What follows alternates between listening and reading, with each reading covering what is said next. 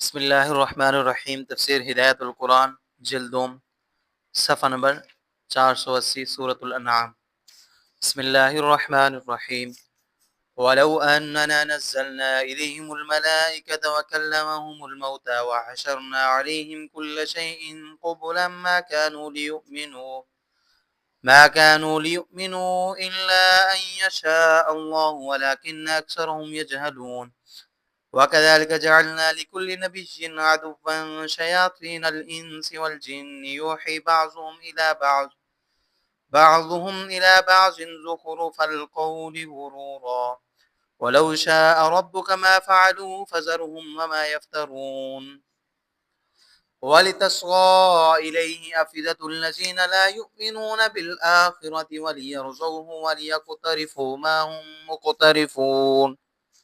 آیات کا لفظی معنی وَلَوْ أَنَّنَا نَزَّلْنَا، اور اگر بے شک ہم اتارتے إِلَيْهِمُ الْمَلَائِكَةَ ان کی طرف فرشتے، وَكَلَّمَهُمُ الْمَوْتَى اور باتیں کرتے ان سے مردے، وَحَشَرْنَا اور زندہ کر کے جمع کرتے ہم علیہم ان پر کل شیء ہر چیز کو قبلاً گروہ گروہ، ما کانوا نہیں ہے وہ لیؤمنوا کے ایمان لائیں الا ان یشاء اللہ مگر یہ کہ چاہے اللہ تعالی، ولکن اکثرہم لیکن ان کے اکثر یجہلون جانتے نہیں۔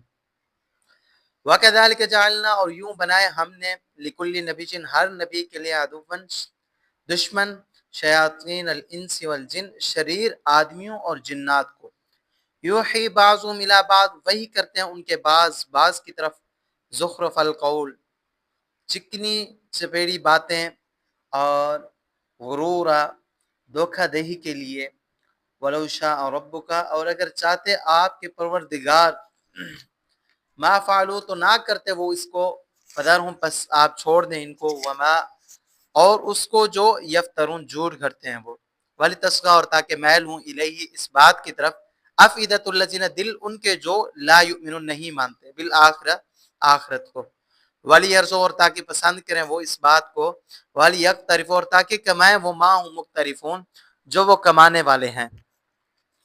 مشرکین مطلوبہ معجزہ کے عواقب سے ناواقف ہیں اور اس لیے بضد ہیں کہ ان کو معجزہ دکھایا جائے۔ اگر مشرکین کی فرمائش کے مطابق اللہ تعالیٰ فرشتوں کو اتاریں، جو آ کر آپ صلی اللہ علیہ وسلم کی تصدیق کریں، یا مردے قبروں سے نکلیں اور مشرکین سے باتیں کریں، یا اس سے بھی بڑا معجزہ دکھایا جائے، قیامت قائم ہو جائے اور تمام مخلوقات کو دوبارہ زندہ کر کے ان کے روبرو لا کر کھڑا کیا جائے، تب بھی وہ لوگ ایمان نہیں لائیں گے، کتے کی دم ٹیڑھی ہی رہے گی اور وہ ہلاک کیے جائیں گے مطلوبہ معجزہ دکھانے کا، اور اس کو دیکھ کر ایمان نہ لانے کا یہی انجام ہوگا۔ مشرکین اس انجام سے ناواقف ہیں، اس لیے اصرار کریں کہ ان کو مطلوبہ معجزہ دکھایا جائے۔ اور درمیان کلام میں اللہ کی قدرت کاملہ کا استثناء ہے کہ اللہ کی قدرت میں سب کچھ ہے، وہ چاہے تو مشرکین خواہی نہ خواہی ایمان لائیں گے، مگر انہوں نے ایسا نہیں چاہا، ایسا چاہنا ان کی حکمت اور تکوینی مصلحت کے خلاف ہے۔ آیت کا ترجمہ، اور اگر ہم ان کی طرف فرشتے اتاریں یا ان سے مردے باتیں کریں یا ہم ہر مخلوق کو زندہ کر کے ان کے سامنے لا کھڑا کریں تو بھی وہ ایمان نہیں لائیں گے، مگر یہ کہ اللہ تعالیٰ چاہیں۔ یہ اللہ کی قدرت کاملہ کا بیان ہے، مگر ان کے اکثر لوگ عواقب سے ناواقف ہیں۔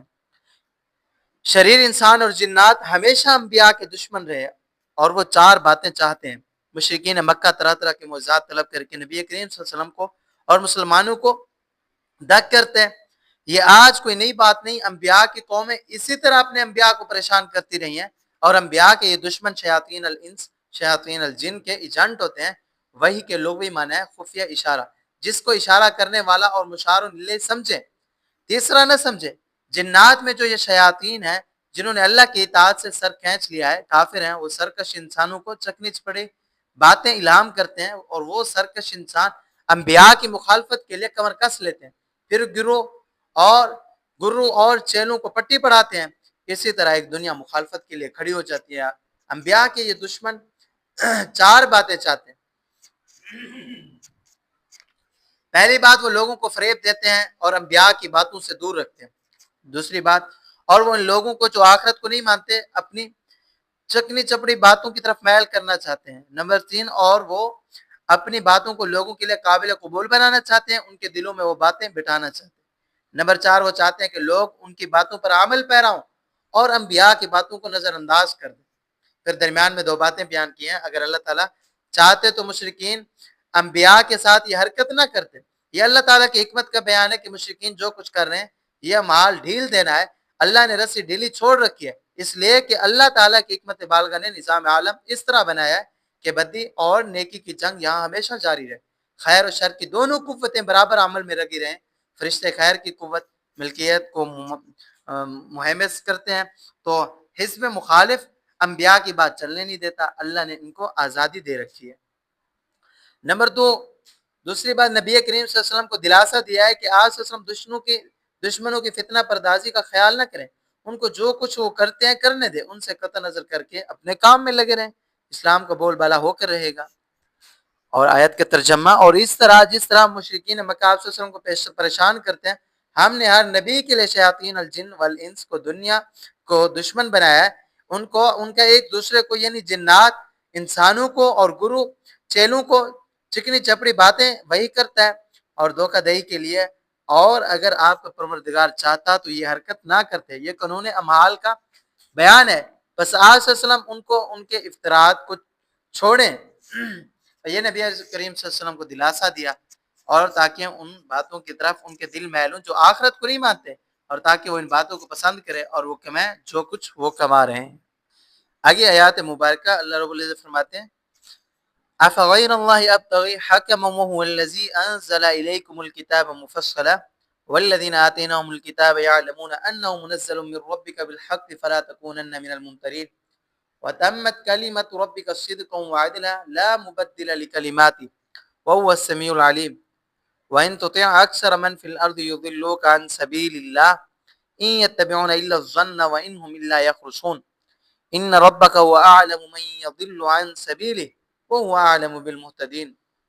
لفظی معنی افغیر اللہ کیا پس سوائے اللہ کے ابتغی چاہوں میں حکمن کسی فیصلہ کرنے والے کو وہ الذی حالانکہ وہ جنہوں نے انزل الیکم الکتاب اتاری آپ کی طرف آپ لوگوں کی طرف آسمانی کتاب یعنی قرآن کریم مفصلا مفصل والذین آتیناہم الکتاب اور جو لوگ دی ہم نے ان کو آسمانی کتابیں یعلمون جانتے ہیں وہ انہو کہ وہ قرآن منزل اتارا ہوا ہے من ربک آپ کے رب کی طرف سے بالحق برحق فلا تکونن من الممترین پس ہرگز نہ ہوں آپ شبہ کرنے والوں میں سے وتمت کلمۃ ربک اور پوری ہوئی بات آپ کے رب کی طرف آپ کے رب کی صدقاً وعدلا بالکل سچی اور مبنی بر انصاف لا مبدل لکلمات نہیں کو بدلنے والا ان کی باتوں کو وہ السمیع العلیم اور وہ خوب سننے والے ہیں خوب جاننے والے ہیں.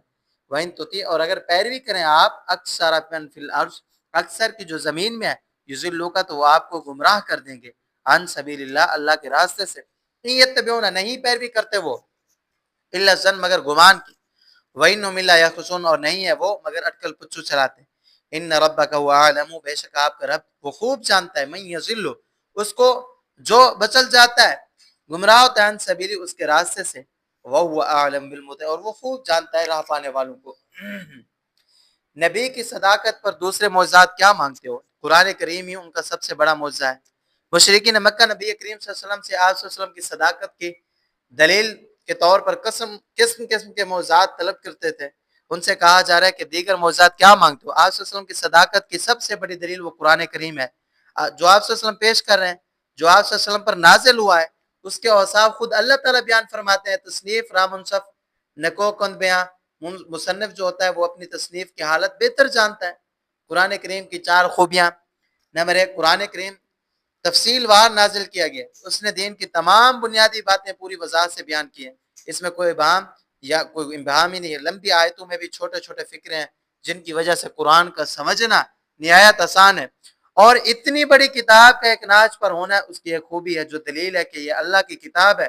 سورۃ النساء کی آیت نمبر 82 افلا يتدبرون القرآن ولو كان من عند غير الله لوجدوا فيه اختلافا كثيرا کیا تو وہ لوگ قرآن میں غور نہیں کرتے اگر یہ اللہ کے سوا کسی اور کا کلام ہوتا تو وہ اس میں بکثرت تفاوت پاتے.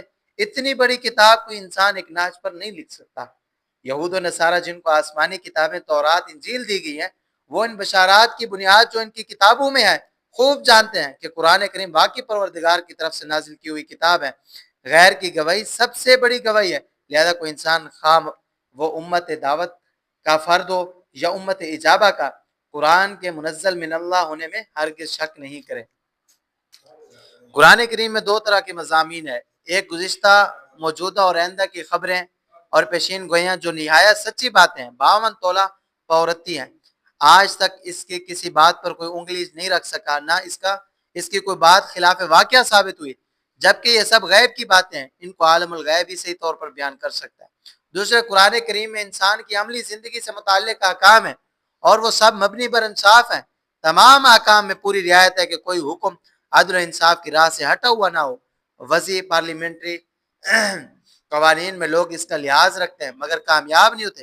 ایک قانون بناتے ہیں، بعد میں ظاہر ہوتا ہے کہ قانون ٹھیک نہیں، چنانچہ اس میں تبدیلی کرتے ہیں، جبکہ انہوں نے وہ قانون ایک ملک کے لوگوں کے لیے بنایا۔ اور قرآن کریم نے تمام انسانیت اور سارے عالم کے لیے احکامات نازل کیے ہیں اور ان میں عدل و انصاف کی رعایت رکھی ہے، اور آج تک اس کا کوئی حکم انصاف کی راہ سے ہٹا ہوا ثابت نہیں ہوا، نہ کسی حکم میں کوئی تبدیلی کی ضرورت پیش ہے۔ یہ بات دلیل ہے کہ قرآن کریم وہ خالق کائنات کی طرف سے نازل کیا ہوا ہے۔ قرآن کریم اللہ کا کلام ہے، اس میں کوئی تبدیلی ممکن نہیں، اور اللہ تعالیٰ نے خود اس کی حفاظت کی ذمہ داری لی ہے۔ قیامت تک باقی رہنے والی کتاب ہے، اب کوئی دوسری کتاب اس کو منسوخ نہیں کرے گی، اور یہ بات بھی از قبیل غیب ہے، اور آج تک کوئی اس کے ایک حرف کو نہیں بدل سکا، نہ اس کے مانند کوئی چھوٹا سا ٹکڑا بنا سکا، نہ کوئی ناسخ کتاب ہے۔ یہ بھی دلیل ہے کہ یہ اللہ کی کتاب ہے اور آپ صلی اللہ علیہ وسلم کی صداقت کی بڑی دلیل۔ اور قرآن کریم کے اوصاف خوبیاں اللہ تعالیٰ سمیع علیم بیان فرما رہے ہیں۔ جو معترضین کی بات خوب سن رہے ہیں اور حقیقت حال سے خوب واقف ہے، یہ کتاب آپ صلی اللہ علیہ وسلم کا سب سے بڑا معجزہ ہے۔ اس کتاب کو مصنف جج بناؤ اور ایمان لاؤ، دوسرے معجزات کیا طلب کرتے ہو تم؟ آیت کا ترجمہ، بس کیا میں اللہ کے علاوہ کو فیصلہ کرنے والا چاہوں، جبکہ انہوں نے تمہاری طرف تفصیل وار قرآن نازل کیا ہے۔ اس میں قرآن کی پہلی خوبی کا ذکر ہے۔ دوسری خوبی، اور جن لوگوں کو ہم نے آسمانی کتابیں دی ہیں وہ جانتے ہیں کہ قرآن آپ صلی اللہ علیہ وسلم کے پروردگار کی طرف سے برحق نازل کیا ہوا ہے، لہذا آپ مراد امت دعوت اور امت اجابت کا ہر فرد ہے، شک کرنے والوں میں سے ہرگز نہ ہو۔ قرآن کریم کی تیسری خوبی، اور آپ صلی اللہ علیہ وسلم کے پروردگار کی بات بالکل سچی اور مبنی پر انصاف کامل ہوئی۔